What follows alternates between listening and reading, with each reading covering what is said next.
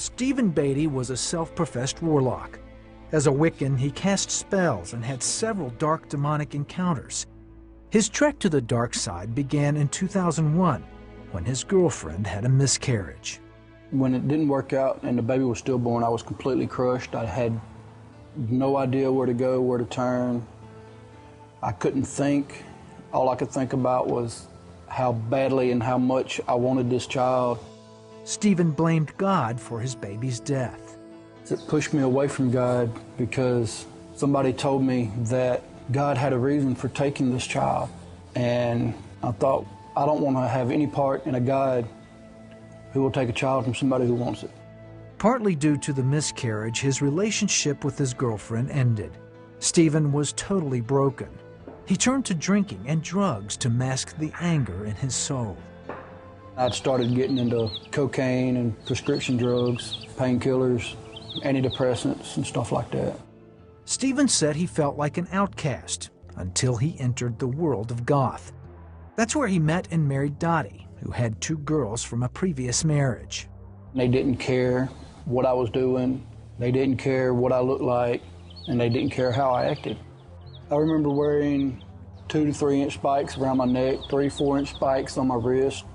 Stephen, Dottie, and their goth friends also participated in intricate role-playing games. They had different roles like vampires, werewolves, a mage, which was a witch. They had what they called dark angels.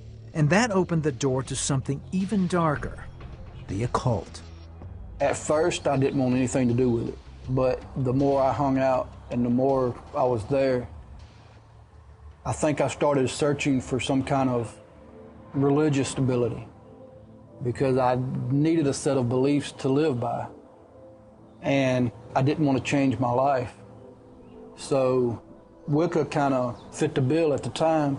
The Wiccan rituals and spells opened him up to what he calls demonic encounters. One day at his home, Stephen and some friends noticed an object, a knife, moving on its own. It started spinning, and nobody was touching it. And one of my friends looked at me, he said, "Did you see that?" I said, "Yes." And everybody that was in the house left.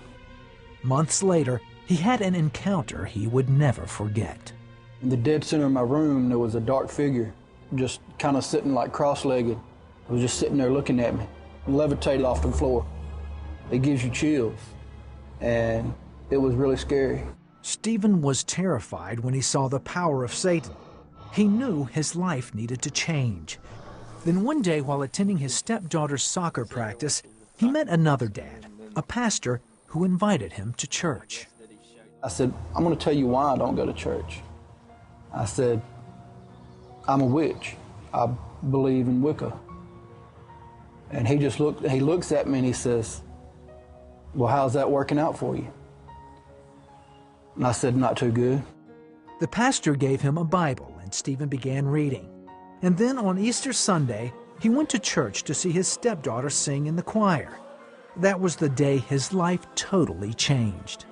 It was just the music, the songs, and just the message. It was just the way the story of Christ was laid out, that it really made me understand that I needed Christ in my life and that I was a sinner.